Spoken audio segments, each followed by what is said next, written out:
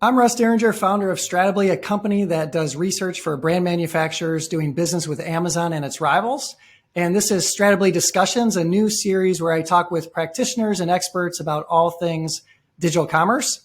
Joining me today is Patrick Miller, co-president of digital commerce at Essential and one of the foremost experts in the world of Amazon advertising and retail media. Patrick, welcome. Thanks so much for having me. Really excited about the conversation today, Russ. Absolutely. So Patrick, why don't we just jump into it? And let's start out by focusing on Amazon advertising. You've, been in the space for really since it got started. 10,000 foot level, what's the environment like today around Amazon advertising versus a couple of years ago or so? Just kind of set the stage for us. Great. One of the fun things about working with Amazon and being in this space is it is always day one. And so they're constantly inventing, shipping new APIs, shipping new products, in goals of increasing, advertiser participation and better outcomes, ultimately driving GMV on the platform. I think sort of as we look into this year, and unfortunately we are still stuck in COVID. But if we look back at the performance over the last few years, I think a lot of folks over the last 6-8 months or so have been talking about how CPCs are going up. And I look at that, I'm like, well, you need to look back a little further because when I look at sort of a macro level, CPCs are actually down if I benchmark them to about like 2019 and pre-COVID. If I look at sort of CPCs right now, versus COVID, well, yeah, they're up, but there is incredible out of stocks, which then drove lower auction density during COVID. So I think folks are being a little bit short-sighted when they look there. I think it's more important to look a bit further back. And then actually to dive a step deeper to look at the individual placements to see sort of what's driving that performance. And so, during COVID, we saw, a lot of sponsored brands sort of within the PDPs did especially well. And those units serve no matter what. And so even if the nation's out of stock. And so customers were discovering them because they're hitting a PDP, it was out of stock. They were scrolling down, they were discovering a new brand, and then they were buying it, which then boosted the performance and also was pretty efficient. As things start to harmonize right now, we're seeing sort of the investments that Amazon has made within the supply chain. Out of stocks are at historic lows, even lower than what they were pre-COVID. That then sort of drives up increased auction density because you have more participants, which is then sort of in the shorter term increasing CPCs. But overall, sort of the inventory is there, it's priced well, and the conversion rates are as high as I've seen them. So said another way, when we think about CPCs and just evaluating the Amazon advertising performance versus last year, it's a little bit of an anomaly because of a lot of out of stocks, which led to a lot less competition and just kind of unique things going on. So what you're suggesting is, hey, let's look back at 2019 pre-COVID to get a real understanding of how the Amazon ad ecosystem is performing. So when we were preparing for this interview, you were talking about how customer acquisition costs are staying fairly level over time, but ad inventory is increasing. Can you kind of talk about how those dynamics work and maybe talk a little bit about how much further, from your point of view, Amazon can expand paid search ad inventory? Like how many more ads can live on a search engine results page? Sure. Yeah. I mean, I think the CACs have been remarkably consistent, over time. And what Amazon, but if I think back to 7 years ago and all the different widgets on the site, those were things that you could influence, but you could not control. What Amazon is doing increasingly is they're allowing us to control them. However, we have to then pay for them. And so there is a sort of a give and a take there. But as they open up sort of additional inventory, there is a cost there. If I think about if I put my brand hat on, ultimately, I want to drive incremental sales. And so that's sort of there's two different ways to go about, thinking of that challenge. Am I a challenger brand or am I an incumbent brand? If I'm a challenger brand, and I basically don't exist elsewhere, Well, most of the sales are incremental, if not all. And so it's sort of like, hey, whatever the ROAS is, and like that's your return. If I'm an incumbent brand, well, I have a large brick and mortar business. A lot of my customers that are shifting onto Amazon, are customers that would have bought that elsewhere. And there's existing search. And so, when you look at those, having models that will actually, tell you what the incremental, GMV is absolutely critical to seeing sort of what your actual return is, as opposed to just looking at sort of a shorter term, ROAS out of the ad console UI. And so this is when you talk about ROAS as a guardrail, not a KPI. I guess also what you're saying is if you're a challenger brand, it's a pretty good guardrail and almost near a KPI, but an incumbent brand, not necessarily as helpful. So the whole purpose is around incrementality.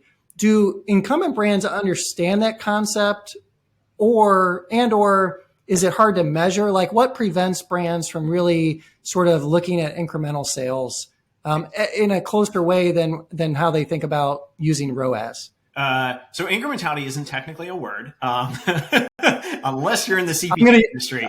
I'm going to use it. Yeah. But in the CPG industry, it absolutely is a word, and a critical one. And so, yeah, everybody understands the concept of it. The challenge is measuring it and figuring out like what is the right way to approach it.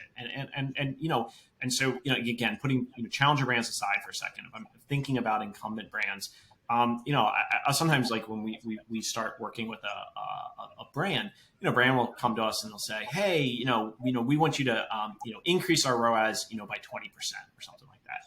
And I'll oftentimes say to them a bit flippantly, but, to quote, Flannery O'Connor, for the hard of hearing, you draw stark and alarming figures. For the hard of sight, or for the hard of, sorry, I'm screwing this one up. For the hard of hearing, you shout. For the hard of sight, you draw stark and alarming figures. And then we'll go back to them and say, hey, actually, what we're going to do is we're going to tank your ROAS until you want to scream, but we're going to increase your overall GMV because that's actually what you care about. And so ROAS is just, sort of one of those metrics that you look at. It's not the only one.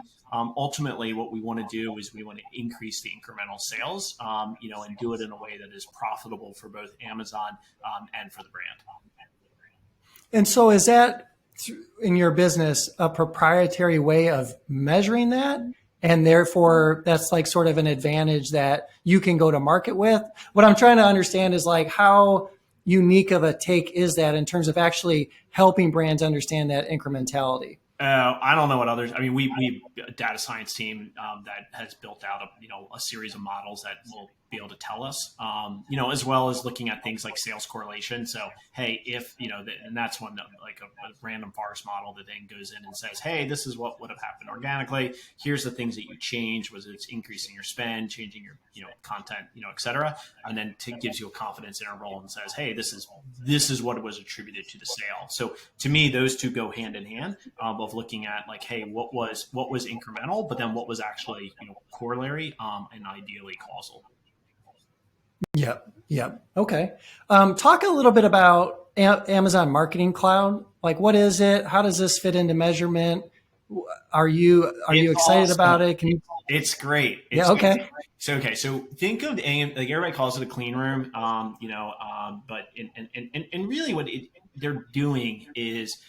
And it's not just them, all the ad tech platforms, we'll have these things as well as some third parties are starting to spin these things up.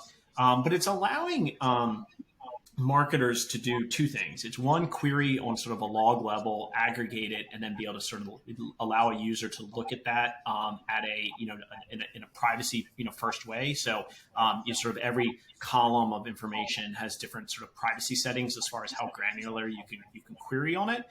So that's number one. So you can sort of create insights. You can start doing things like look at a finer grain than you could out of the UI. So you can look at from the time somebody searches and clicks on sponsored products, how long does it take for them to convert? You can look at, hey, if they saw a DSP ad, did they then click on a sponsored products ad? So it sort of gets to be seeing sort of how the ad units work, looking at different grains, and then also the ability to then upload brand first party data, and then combine that against Amazon data to see sort of where there is what are the relationships look like. Think about things like audience overlap, sort of impact of media, cross platform, and then be able to sort of then gain insights as far as what tactics, what campaigns, and what mediums are best driving the business. And in terms of using it, if you're a manufacturer, are there any trade-offs? I know when it first kind of rolled out and was being talked about, there was like concern about, are you sharing your data with Amazon? And people are hesitant. I'm not even sure that that's true or happening, but like, are there any trade-offs? Is it complex to use? Yeah, the biggest trade-off is complex. Like you have to be able to write, SQL expressions, and then there's an API you can hit that makes it easier to scale, over time. But it is not like I look at it, my little English major brain, and I'm like, man, I don't understand that. But thankfully, we have some really smart colleagues who understand how to hit that thing and get insights out of it. So it's complexity is there.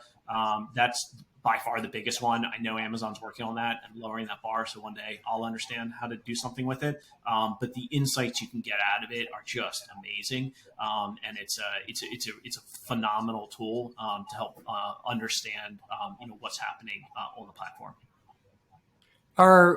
The question I had was like, what adoption rates, like what percentage of manufacturers do you think are using small AMC at this point? Are all of your clients, are you encouraging all of your clients to utilize it? We use it typically, like we'll train and coach and teach, or do it on their behalf, to help them. Our colleagues at Perpetua have created some real-time dashboards, that folks can, just within the Perpetua UI can just press a button, runs a query, and then it spits it out to them. So what we're trying to do is, sort of lower the bar so more people can use it, and whether that's through a SaaS product via Perpetua, or a managed service via Flywheel, so that more folks can use it. Do you have a sense in the industry, like, is this widely adopted at this point, or lightly or widely? Which one would you say? I don't think it's widely yet. I think it is. I would call it aspirational right now, and folks they're getting their heads around it. They're trying to understand it. They're trying to see, is it worth really digging into, and what the business value is. And so I think that's sort of and in the future, that's sort of, to me, it's an opportunity for us to invent on top of the tools that Amazon is giving us, and then the way to then deploy that is from both sort of pre-baked queries that we see that lots of brands want answers to, as well as custom queries that sort of are unique to individual brands. But we expect it for Amazon to continue to increase the fidelity of the data that they're putting in there, and to me the slice of time is just an amazing one. So like we can look at and we can see sort of CPC variances throughout the day on an individual auction, and then start to pick apart and understand density of that individual auction, and how auction participants are participating in that auction. Do any other major retail media platforms have a similar offering? On the retail side, not yet. Google has one, and I believe Facebook has one, but I don't do a ton with Facebook, so I don't know it super well. But yeah, Google has one that's pretty similar. Okay, let's stick with Amazon.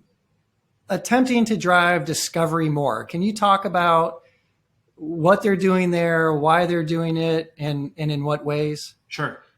So I think if we take a step back, what Amazon's greatest strength is also their greatest weakness, in the sense that the conversion rate is staggeringly high.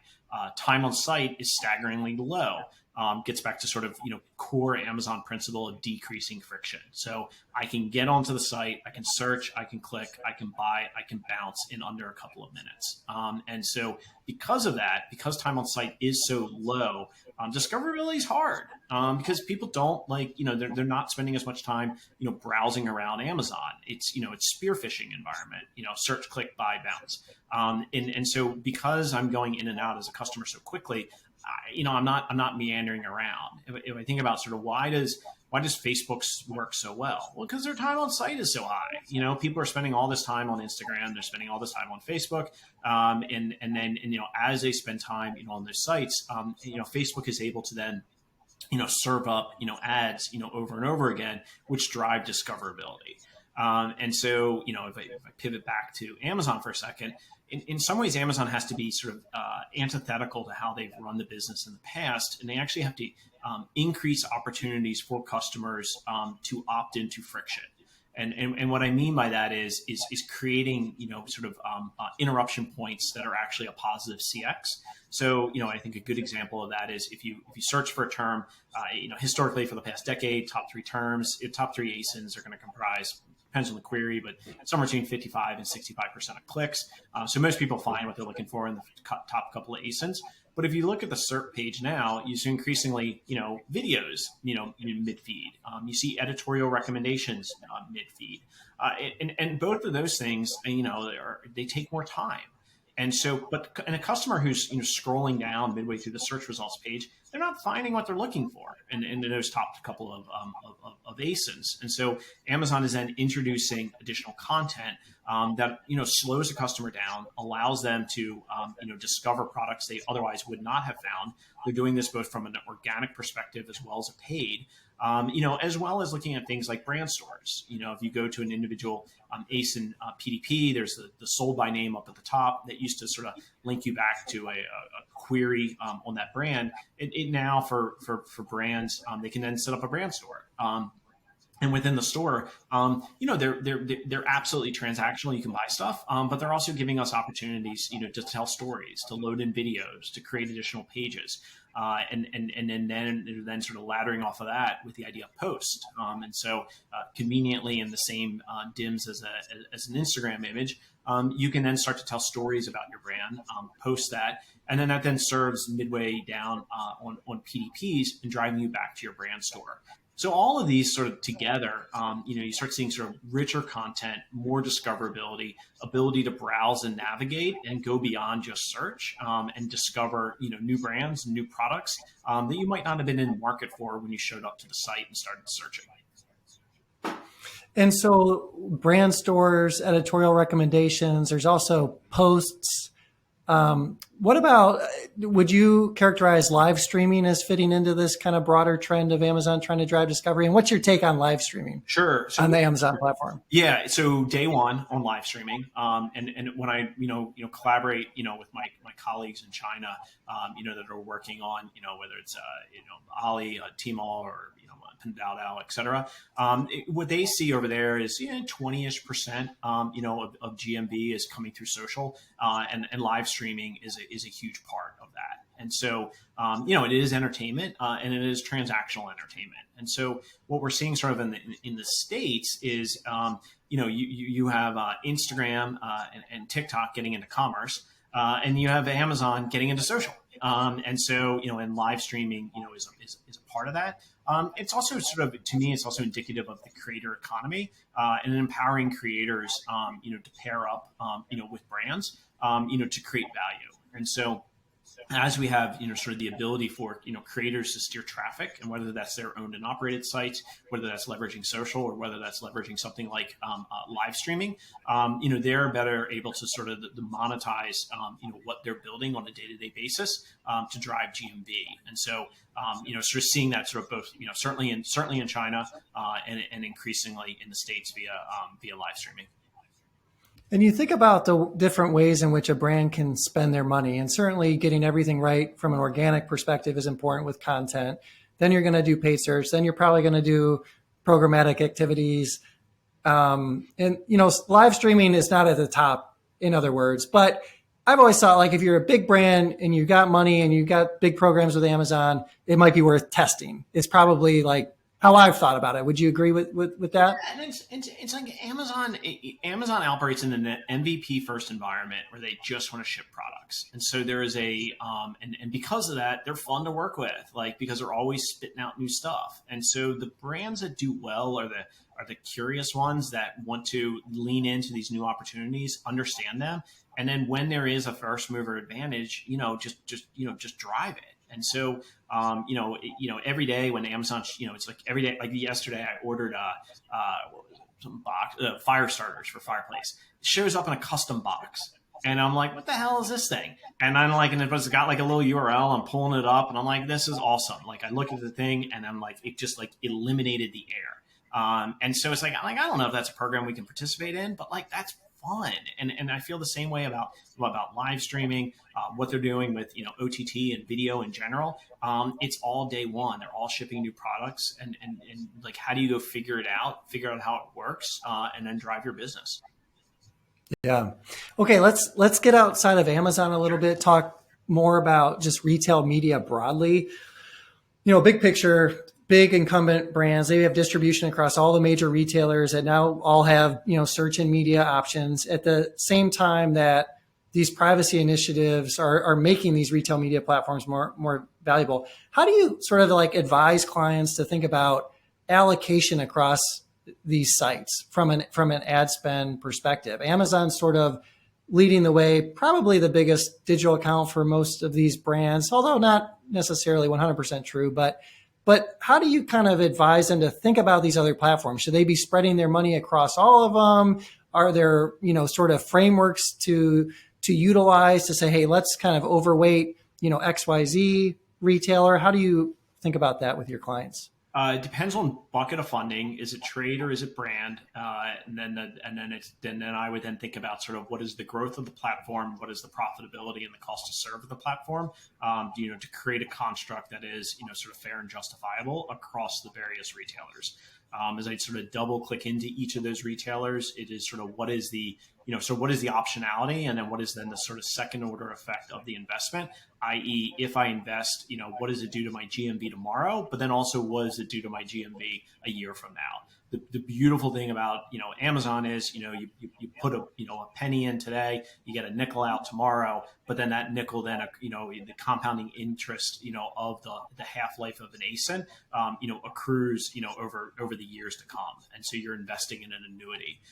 As these other retailers, increasingly, have the same sort of infrastructure around automation and personalization, those investments go further and further. And the other retailers are also sort of have some unique advantages of this. Like, so if I look at like Target, Target, 90 some percent, of their online business is pick out a store. So the structural economics of click and collect are so much better than they are shipped to home. So like if I'm a brand, I might say, well, like I don't want, this item shipped to home. I want the customer to help me do it. So even if it's profit accretive relative to the customer picking, it's still profit accretive versus shipped to home. So I may want to bias that because I feel like that's more sustainable. If I look at something like, Instacart, well, if I make an investment and somebody, adds to cart, on Wegmans, and then the customer comes back, a week later and is shopping Giant, well, guess what? Automation and personalization is scaled across retailers. So my investment sort of is not just, beholden to that one retailer, it's across the entire platform. So that works incredibly well. And then if I think about something like, Walmart and the ability to drive OPD, and that has been a huge unlock in that, customers love the convenience. You can see increasingly, Walmart's are dedicating more and more space, to OPD. And that's been a big, big unlock as that's become, programmatic and ability to bid, with those SKUs to drive the velocity within that entire program. As you work with a lot of CPG organizations, how are they changing internally as retail media becomes more important? They're starting to spend more money, maybe in terms of like the teams controlling the budgets, the teams controlling the, actual execution. Like how has that changed so far? And, what does that look like a year or two from now? I think everybody's realizing that it's like this is where the puck's going, and everybody's doubling down on it, as they should, and they want to better understand it. They want to make sure that their investment is going as far as it possibly can, and that their investment is driving the outcome in which they want. I think in certain ways, like to me, what I'm super interested in, and over the next sort of 5 years, is sort of how trade and brand, sort of how do they become commingled, and so and what I mean by that is like it's sort of a banner exercise. And so if I'm buying Amazon Thursday Night Football, and buying an ad on that. Well, it's under the Amazon banner. Should that be a trade spend? I don't think so. At the same time, if I go to Google and I'm buying, the term, Ember, coffee mug, should that be a brand spend when it's leading directly to a return? Probably not. And so all of a sudden the trade and brand and shopper all start to get sort of jumbled together, and sort of the sort of the banner first mentality of, oh, it's Walmart there, ergo it's trade, or it's Amazon, ergo it's trade, versus, and Facebook, ergo it's brand. Well, I start thinking about who is the customer, what is their mind space when they interact with those banners, and then having the funding sort of achieve the business objective that I'm after, and whether that is short-term transactional or long-term brand building. Both are important, and I think the future is a much less of a this is trade, this is brand, this is shopper, and a whole lot more about the objective-based targeting. Well, that'll fundamentally, change how organizations are set up, because right now they have all of those kind of different teams. And this has been something that, has sort of been like a slow moving progression. We've been talking about this topic for years, but I think it's only become sort of more explicit, as to get back to the concept of social media companies are trying to do commerce. You have a whole bunch of new retail media platforms. So it's just like, you can only kick the can down the road for so long until you start to really see like, wow, like we do need to kind of rethink how we're doing things. But I feel like we're in the first inning of that inside of companies. I don't know if you'd agree with that, but I think it's just the beginning. Just the beginning, and it's, I'm being a little bit provocative there and sort of how I'm talking about it, but I want to challenge brands to think 5 years from now, and what are the organization needs that they're going to have, sort of when that goes there, and when's this, like, sort of the lines are getting murky. And I only play a lawyer at work sometimes, so I know there's a whole lot to sort of sort through there. But that the technology will necessitate a change. Yeah. So, okay, let's branch out a little bit. Let's talk about first party data. You and I have talked a lot about first party data, and you have a little bit of a contrarian, perspective on that. So I just want to get into this, which is, there's all these privacy initiatives that are happening, like I mentioned earlier, limiting the ability to use third party data for targeting and measurement. This is leading every brand, looking to procure first party data. From your perspective, should all consumer brands be focused on this or not? No. If you don't have a closed loop, what are you going to do with it? And so it's like if you have a big D2C site, or your insurance company or your cable company, you have a phenomenal closed loop, and you should be investing in and harvesting first party data all you possibly can. It's great information, and this is what they've been doing for a decade. If I look at going back and looking at sort of how DMPs were constructed 5 or 6 years ago, and the data that they put into those things, like most time is just junk, and so it's like, and it didn't drive the business objective that they wanted. As Apple has rolled out sort of ATT, that's changed how people are thinking about it. But if I'm a large consumer brand, let's say I have first party data. So I go and I have I'm driving, traffic to, brand.com. I collect a whole bunch of email addresses. Okay, cool. Now I can upload those email addresses into a clean room, or I can upload them into, a DSP, and then I can target, those people, or I can then build a lookalike audience on top of those people. Well, then what? Okay. So how do I close the loop? if I can't close the loop on a one-to-one basis, the half-life of the value of those email addresses just decreases over time. And so perhaps I can keep a cohort and I'm like, hey, this cohort I'm uploading and then targeting, and then I can look across that entire cohort and then whatever that DSP gives me back the information.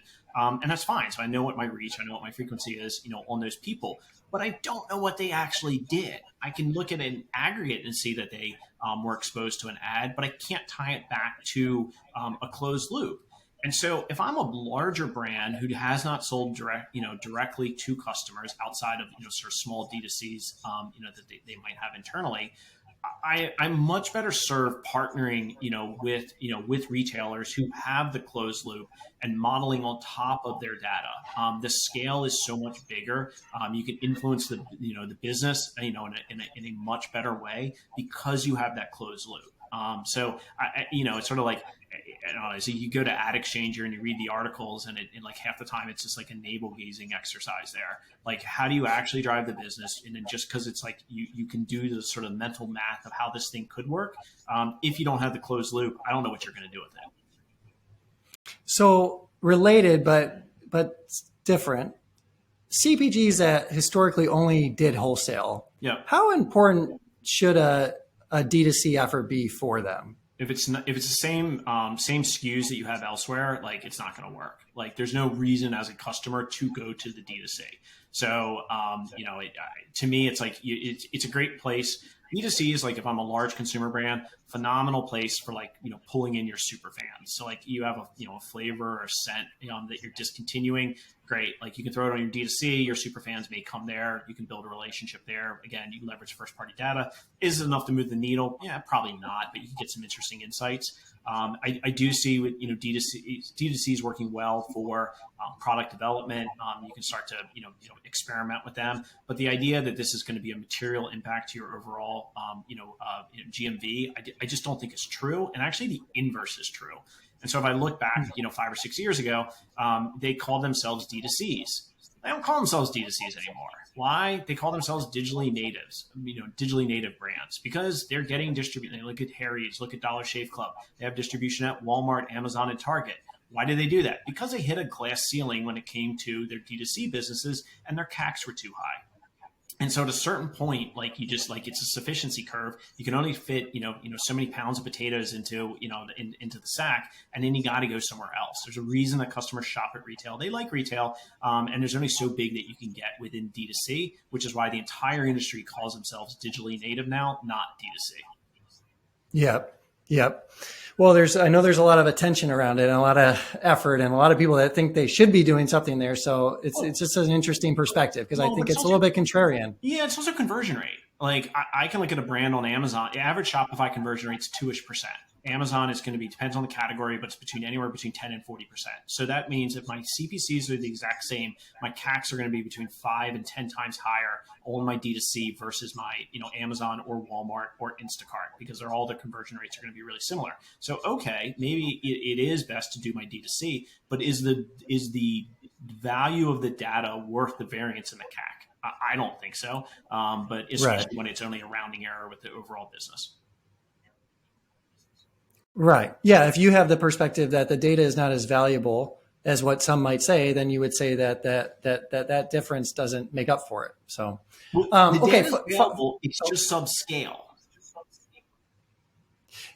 So it's valuable, it's subscale. And so, like, to me, it's sort of like the valuation goes, increases as it gets to scale. And the question is, can people get to scale? And I'm doubtful if you're a household brand. Right. Particularly if you think of the assortment that, as you were talking about, like what should be on a D2C site, and maybe it's for super fans. It always seems kind of like novelty. I don't want to use novelty, but like kind of like novelty items or things that are only really for super fans. And you sort of like, by definition, there's only so many of those super fans for, a given CPG type brand. So it's just very difficult to break through. Yeah. Great people to have a relationship with, and like, but it's just like, but is that a needle mover? So like, if you increase like their total consumption by 20% versus, the rest of your balance of market, like, does that actually move the needle? Yep. Okay, final topic. We'll go back to Amazon here. Amazon aggregators, companies like, for those watching, Thrasio, Heyday, Perch, they're buying up these different Amazon sellers. Talk about like your perspective on aggregators. Have you seen them have an impact on the industry, either on Amazon, could be just like with hiring and attracting talent? Like, what's the impact that you've seen aggregators have so far? Do they have lasting power? Is this a model that's going to be around in a couple of years?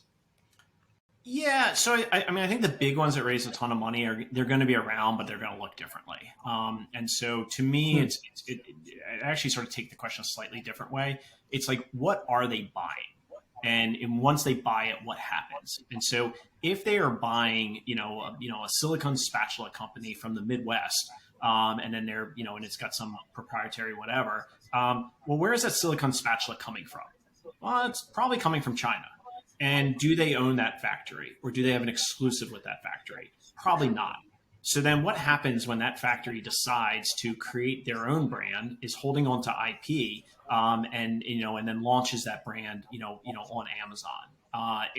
That to me is, I think, a much more challenging question.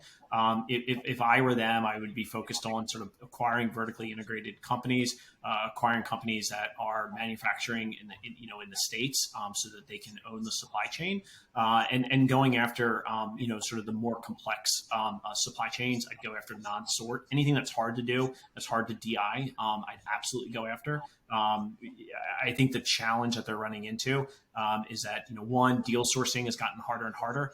That's why they're so public, and they, you see them in the press all the time, because they want to, they want to increase deal flow. The multiples that they're playing, are increasing, over time. It's very public information. So sort of what is then that sort of return long term? My guess is that they will pivot into services, because they're going to want to see, sort of additional revenue. They've all had a tough year because of, sort of the COVID lapse. And so they need to show growth to the investors. And as they do that, my guess is it's going to be via services, not necessarily just via acquisitions. And services, meaning like acting as an agency, or maybe they develop their own unique software for inventory management or things of that nature, Exactly. and then go out and sell that. Yeah, that's what I would expect. Yeah.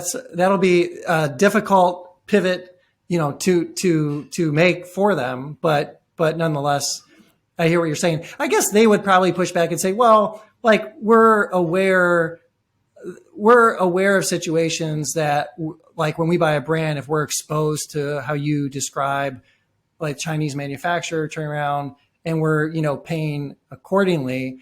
But maybe from your point of view, just so I understand it, is like, well, they might be aware of it, but they are buying companies like that. They are buying 3P sellers like that. And so it's unclear how serious they're taking that issue.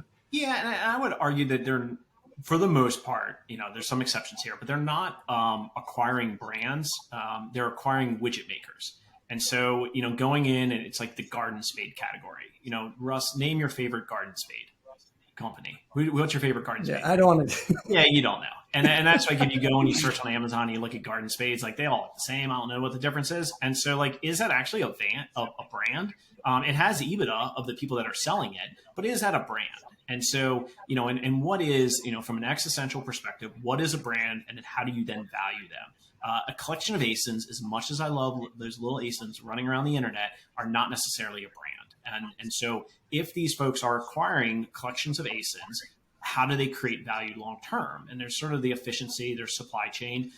There is, saying, hey, we can then, sort of, goose their go to market and do a better job with ads. Maybe, and I think that's, still, TBD. Right now, they're sort of just, fueled by growth, and it's going to be sort of interesting, over time, as they try to get, sort of efficiency out of these businesses, or bridging these into, brick and mortar sales. If you look at sort of, Thrashio's website, they just went through a rebrand, and a lot of what they're talking about, is getting distribution at brick and mortar stores. And so it's sort of, the circle comes, it comes all the way back around to the, conversation we were having earlier around D2Cs. Where, like, they actually, like, brick and mortar retail, like, it works. People like it. They're going back to it.